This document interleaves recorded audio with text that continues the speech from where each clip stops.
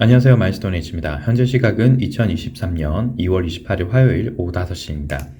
시장이 굉장히 사람을 진을 빼게 하는 시장이죠. 원래 이렇게 하락을 해야 되는 시점에 하지 않는 상황에서 지속적으로 횡보를 하거나 급등락을 만들지 않으면서 기간 조정 형태로 가다 보니까 사람이 더 힘든 것 같아요. 그런데 전체적으로 보면 시장이 한국 시장만 대부분 좀 그렇고 미국 시장 같은 경우는 일정한 파형을 좀 그리면서 어느 정도의 파형 형태가 좀 완성이 되어 가는 걸로 보입니다. 그런데 다른 시장들, 저희가 이정표라고 제가 말씀드리는 미국 장단기 금리차, 미국 국채 금리, 달러 인덱스, 원달러 환율 이 정도의 지표들을 봤을 때는 사실 방향이 거의 확정적이거든요. 그 형태 기준만 보자면 시장을 짓누를 가능성이 훨씬 높은 시장인데, 일반적인 주식시장, 한국과 미국 같은 경우는 아주 그런 모습이 확정적이다라고 그런 모습을 보여주고 있진 않아요. 심리적으로 상승하려고 하는 모습들을 굉장히 많이 보이고 있어서 일정 지표들이 좀 계속 안 맞고 있는 상황이고, 그러다 보니 시장은 점점 버티는 형태로 좀 보이고 있는 거예요. 특히 한국 시장에서는 급등을 시켰다가 다시 하락을 시키고 급등을 시키면서 하락을 시키는 이런 식의 계단식 모양 형태를 그리면서 기간 조정 형태로 계속 보이고 있단 말이죠.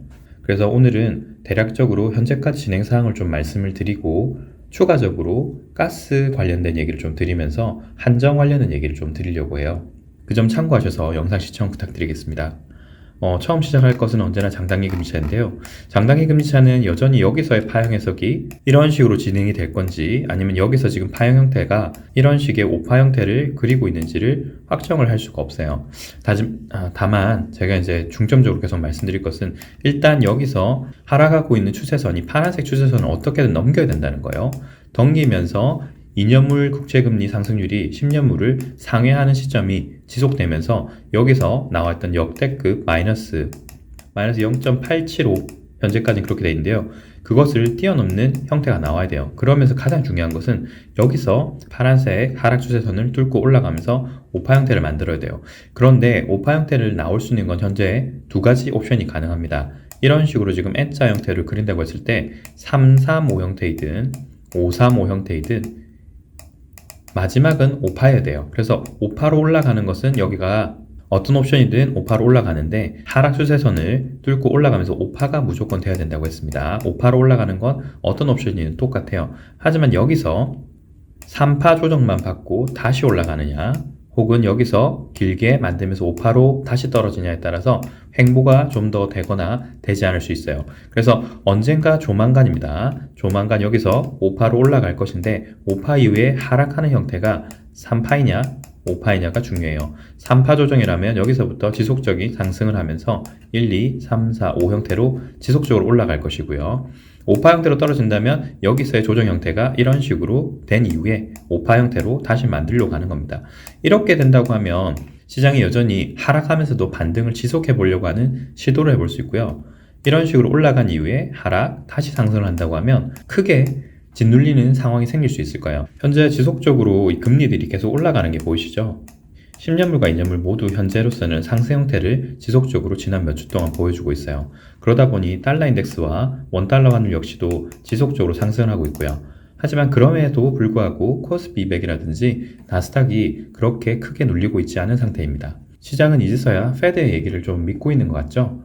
페드와치 툴을 보시게 되면 FOMC는 22일 남았고요. 현재 보시는 추세를 보시게 되면 525에서 550을 유지한다는 비율이 굉장히 높아졌고, 11월에서 12월 역시도 이 구간을 계속적으로 유지한다는 퍼센테이지가 30% 이상 높아졌습니다. 그래서 이제 시장이 조금 믿고 있는 것 같아요. 페드가 올리려고 하는 금리 상단도 높아졌을 뿐 아니라 그 상단을 유지하려고 하는 의지도 굉장히 강하구나. 그래서 현재로 보자면 금리가 올라가서 상단을 지키고 떨어지지 않을 수 있겠다라고 시장은 현재 보고 있는 것 같아요. 이것이 가능성 지표이기 때문에 언제든지 바뀔 수 있지만, 지난주와 이번 주 사이에 가장 확실한 변화는 금리 상단을 높이고 올해 말까지 떨어뜨리지 않는다라는 것이 바뀐 가장 큰 부분이라고 보실 수 있겠습니다. 금리 상단을 이렇게 유지할 수 있다는 것을 또다시 호재거리로 사용해 볼 수도 있겠지만, 현재 금리가 지속적으로 올라가면서 단기금리, 2년물 금리 같은 경우는 거의 500bp까지 올라온 상태예요. 그러니까 시장이 이 상태에서 얼마나 버틸 수 있느냐가 관건인데요. 여러분이 확실히 이해하셔야 될 부분은 금리 상단을 올린다라고 얘기하고 몇 차례 올린다라는 것은 사실 중요한 게 아닙니다. 어느 수준에서 얼마만큼 버틸 수 있느냐가 가장 큰 문제예요. 왜냐하면 이렇게 올리면서 실질적인 문제가 하나도 터진 게 없습니다. 현실에서 엄청난 큰 금융위기라든지 회사가 도산하는 현상을 현재까지는 보인 게 없어요. 그런데 가장 문제가 되는 부분은 이 금리 상단을 높인 상태에서 유지하는 기간, 이 유지하는 기간 동안이 어떤 문제들이 지속적으로 발생할 수 있는 겁니다. 그래서 실제로 가장 위험한 때는 금리를 더 이상 유지하지 못하고 이렇게 떨어뜨린다는 것 자체가 굉장히 위험한 시그널이에요. 시장이 그리고 현재 모든 투자자들이 미국은 강건하다라고 믿고 있는 그 세계 최고의 시장이라고 할 수 있는 미국이 금리를 낮춰야 되는 상황이 시장에서는 가장 두려워해야 될 존재인 겁니다. 그래서 현재 물가 상승률이라든지 금리 상단을 예측하는 이것만 보자면 시장이 환호할 이유는 아무것도 없어요. 어떤 것도 없지만 그런 의미에서 미국 같은 경우는 현재 나스닥 기준으로 한 차례 하락한 이후에 현재 반등의 시그널을 보일 수 있다라고 말씀드렸죠. 하지만 한국 같은 경우는 그렇지 않단 말이에요. 여전히 미국이 무너지지 않았기 때문에 한국의 경우는 기존 미국이 떨어졌던 것보다 한국이 더 많이 떨어졌고 빨리 떨어졌습니다. 그러다 보니 좀 더 반등을 이어가려고 하는 심리가 조금 더 강했죠. 하지만 미국이 무너지면 한국을 포함한 대다수의 시장은 다 무너질 수밖에 없어요. 그래서 제가 지속적으로 말씀드리는 것이 현재 한국이나 미국이나 모두 반등하려고 하는 시그널은 있지만 지난주부터 하락이 더 우세해졌다라고 확실히 말씀을 드리고 있는 겁니다. 앞서 그래서 설명드린 것처럼 단기금리의 기준이라고 할 수 있는 미국 2년물 금리 같은 경우는 4.8 정도로 보이고 있죠. 거의 500bp에 육박했습니다. 이 금리를 유지할 수 있다. 그게 쉽지는 않을 거예요. 그리고 몇 가지 좀 말씀드리고 싶었던 게 10년물 금리가 이런 식으로 지금 올라가서 만약 현재 패드와치들에서 보는 것처럼 상단을 높여본다면 그리고 그 이후에 이렇게 하락을 시킨다고 했을 때 저는 이 하락을 얼마나 시킬 수 있을까가 사실 제일 궁금해요. 어차피 올라가서 고점을 치고 난 이후에는 하락을 한번 시킬 거라고 생각을 하거든요. 시장이 높은 금리에 적응을 한다고 하더라도 시장이 그 정도로 버틸 수 있는 체력이 되지 못합니다. 그럴 수밖에 없는 것이 지난 81년부터 지난 30년이 넘는 기간, 거의 40년이죠. 거의 40년 동안 이렇게 금리를 하락시켰어요. 미국 국채금리를 이렇게 하락시켰기 때문에 기준금리 역시도 하락을 했습니다. 금리가 하락한단 말은 기업 입장에서는 조달금리가 싸지는 거예요. 돈을 빌리기가 쉬워졌다는 거죠. 이런 식으로 돈을 엄청나게 빌렸기 때문에 2020년까지도 수많은 좀비 기업들이 탄생을 했던 겁니다. 그런 기업들이 여전히 연명하고 있어요. 연명하고 있는 상태에서 이렇게 고금리로 높은 수준의 몇 개월 이상을 버틴다. 그렇게 됐을 때 수많은 업체들이 도산하겠죠. 그런데 페드가 이번에는 물가 상승률을 잡겠다는 의지가 굉장히 강력하기 때문에 얼마를 낮출 수 있을까? 사실 이 폭이 저는 더 궁금한 거예요. 시장이 무너지고 전체적으로 경기가 침체할 때 국채 금리를 떨어뜨리게 되면 기준금리 역시도 떨어집니다. 양적 완화를 시키면서 기준금리도 함께 항상 낮춰왔기 때문에 이런 현상을 한 번 더 볼 수도 있어요. 한 번 더 볼 수도 있지만 현재 이렇게 금리를 상승시켰던 것 자체가 이렇게 금리 상승을 시켰던 이유가 인플레이션 때문이었고 그 인플레이션이 제로금리와 양적 완화에 따른 영향이었죠. 그런데 현재 인플레이션을 잡기 위해서 이렇게 올렸던 금리를 문제가 터진다고 해서 낮출까? 낮추면서 국채를 또다시 남발을 할까? 그것이 저는 제일 궁금하다는 겁니다. 만약에 한다고 하더라도 일정 기간 동안 짧게 할 수 있을 거예요. 일반적으로는 이렇게 상승 오파를 그리고 난 이후에는 피보나치 되돌림으로 해서 일정 비율을 돌릴 수 있습니다. 이런 식으로 돌릴 수 있는 거죠. 돌릴 수 있을 텐데 하락의 강도가 강할수록 아래쪽으로 되돌림 비율이 커지겠죠. 78%, 61%까지 돌릴 수 있는데 현재 상황을 봤을 때 아무리 시장이 무너진다고 하더라도 국채를 더 이상 풀 여력이 있겠느냐? 미국이 그 정도의 국채를 풀고 시장을 살리려고 할 의사가 있느냐라는 게 제일 궁금하다는 겁니다. 그래서 저는 일정 비율 23.6이나 38.2 여기까지도 갈까라는 생각이 드는 거예요. 시장이 이번에 무너질 때 페드가 도와주지 않을 가능성이 높다는 겁니다. 한참 시장이 완전히 무너진 이후에 살려줄 가능성이 높은데 그것이 마치 흡사 1920년대에 대공황과 같지 않을까라고 하는 저의 현재 추측이에요. 패드와치2를 보셨던 것처럼 패드는 물가 상승률을 잡겠다는 의지가 너무나도 강력하다는 걸 이제서야 시장도 인정하고 있기 때문입니다. 코스피 200 같은 경우는 제가 오랜만에 전체 파형에 대해서 한 번 더 해석을 드리고 진행을 해볼게요. 여기서 보이는 파형 형태가 제가 봤을 때는 5파입니다. 1파, 2파 이후에 3, 4, 5 형태고 뒤에 나오는 형태가 3, 5 형태예요. 그래서 아래쪽에 지금 현재 2021년 6월 이후에 떨어지는 이 파형은 무조건 5파가 나와야 됩니다. 5파가 나와야 되기 때문에 현재 저는 지속적으로 하락을 보고 있는 거죠. 왜냐하면 여기가 4파이기 때문에 5파까지 내려가려고 하면 아직 하나의 파동이 남았습니다. 얼마나 더 내려갈지 모르지만 최소한 이 파형을 지금까지 해석한 바대로 따르자면 1, 2, 3파, 4파 이후에 5파로 떨어져야 됩니다. 떨어지는데 이 마지막 파형 역시도 5파이죠. 5파이기 때문에 5파의 특성상 연장이 가능합니다. 연장이 가능하고 40% 정도의 하락이 가능하기 때문에 여기서 하락을 40% 한다고 했을 때 제가 볼 수 있는 최하단이라는 것이 이쯤 돼요. 대략적으로 152 정도가 되겠죠. 그러면 코스피 기준으로 보면 1300 정도 됩니다. 1300까지 떨어질 수 있다고 보고 있고, 그렇게 보는 것이 전체적으로 여기서부터 올라왔던 파형 자체가 5파 이후에 조정을 받아야 되는 형태죠. 1파 이후에 이런 식으로 조정을 받아야 되는 형태, 조정을 3파로 받아야 되는 형태이기 때문에 30년 가까이 진행된 상승 형태가 이제 조정을 한번 받는 형태입니다. 그렇기 때문에 단순하게 코로나 이후에 올라왔던 이 파형을 조정하는 것이 아니라 전체 30년 정도의 상승 파형을 현재 조정을 계속하고 있는 거예요. 그리고 여기서 파형 형태를 3, 4, 5로 봤기 때문에 이렇게 파형 형태가 종료되지 않으면 아직까지 끝난 게 아닙니다. 물론 하락을 5파로 만들 거기 때문에 5파의 형태가 여기서 나올 수 있는 5파가 연장이 아닐 수도 있거든요.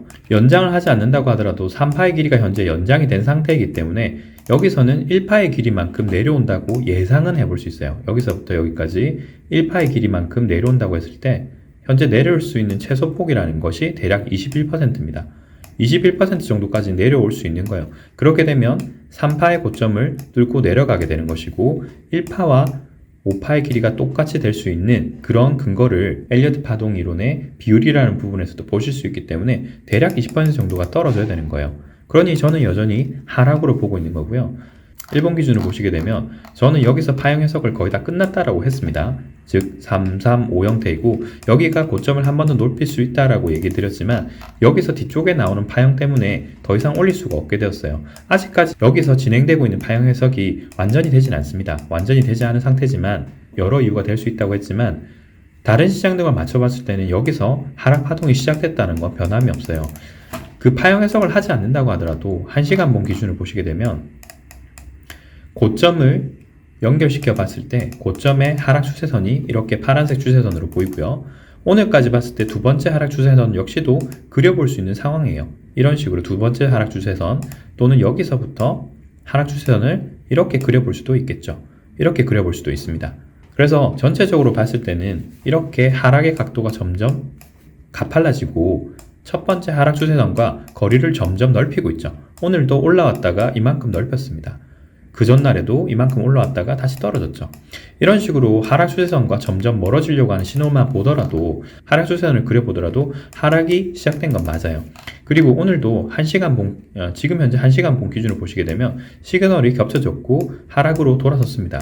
즉 목요일 장 역시도 이렇게 하락해 볼 수 있을 거예요. 물론 한국 시장이나 다른 시장의 상황에 따라 조금 다를 수 있겠지만 전체적으로 하락 추세를 극복하지 못하고 있고요. 아래쪽에 특별한 지지 저항이 없기 때문에 이 어디서 지지 저항을 받아보려고 하는 시도는 해볼 수 있습니다. 그것이 대략 310 전후라고 저는 그 전에 봤어요. 미국 시장이 한번 급락을 했기 때문에 310 전후로 여기까지는 떨어질 수 있겠구나.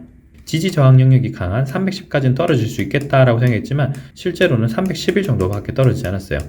그래서 한 1포인트 차이로 바닥을 311로 잡고 다시 반등을 어제 했죠. 그리고 반등 시에도 갭을 만들고 오늘은 또 갭을 채웠어요. 지금 이런 식으로 왔다 갔다 하면서도 실질적으로 하락 추세를 그리고 있기 때문에 저는 지속적으로 하락으로 보고 있는 겁니다. 그리고 앞서 설명드렸던 여러 이유에서도 하락의 시그널이 점점 강해질 수밖에 없다라고 보고 있죠. 나스닥도 전체적으로 보고 있는 시황 자체는 1, 2, 3, 4, 5 그리고 3파 반등 다시 5파, 그래서 전체적으로 보면 5, 3, 5 형태로 내려갈 수 있다라고 말씀드리고 있습니다.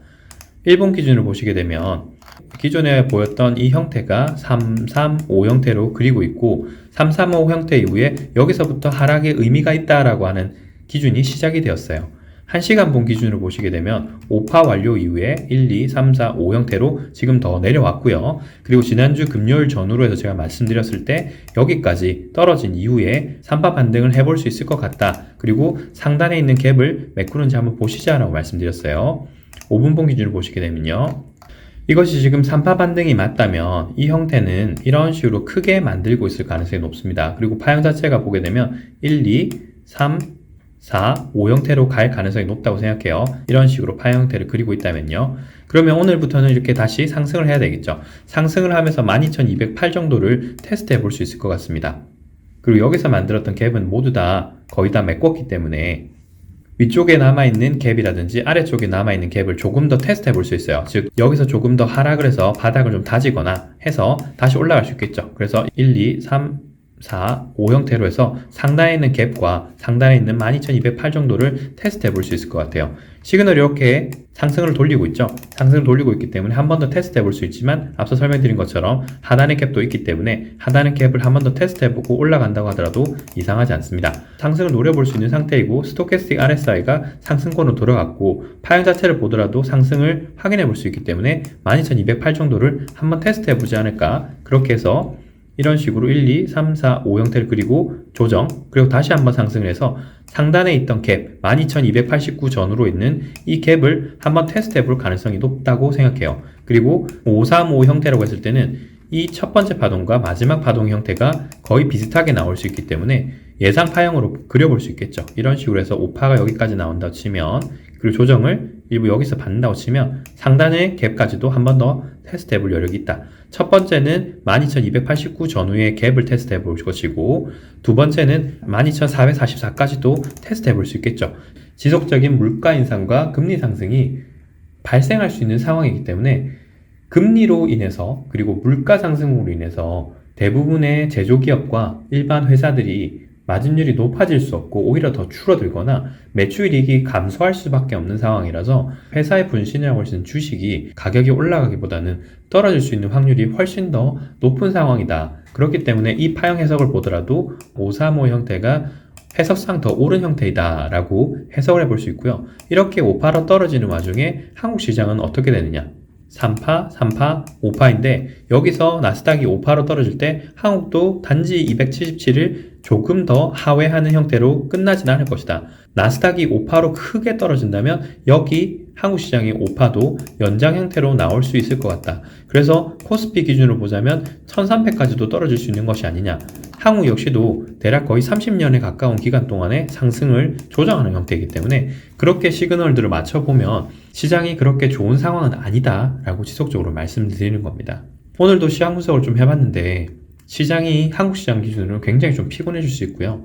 미국 시장 같은 경우는 오늘 일부 반등을 하면서 앞서 설명드렸던 그 지지 저항 영역까지 올라가는지 갭을 채우려고 하는 시도를 하면서 어디까지 올라가는지를 보면서 인버스를 잡아보실 분들은 해보시면 좋을 것 같고요. 저는 여전히 인버스를 잡는 걸 그렇게 선호하진 않습니다. 시장을 장기적으로 우상향을 보는 것이 훨씬 더 나아요. 저희가 어쩔 수 없는 상황에 더 이상 다른 투자를 할 수 있는 상황이 아니기 때문에 여기서 손실을 보존해보자는 입장에서 하는 것이기 때문에 최소한 2배수 정도까지만 하시는 게 좋을 것 같고요. 3배수는 저는 솔직히 추천드리지 않아요. 3배수 같은 경우는 조금만 비중 조절을 잘못하더라도 굉장히 큰 손실이 있을 수 있기 때문에 매매가 익숙하시고 비중 조절이 확실히 하실 수 있는 분들만 하셨으면 좋겠습니다. 내일은 3일절인데요. 푹 쉬시고요. 저는 미국 시장과 다른 시장들을 보면서 또 특이사항이 있다면 공유 드릴 수 있도록 하겠습니다. 오늘 영상은 여기까지입니다. 시청해주셔서 감사합니다.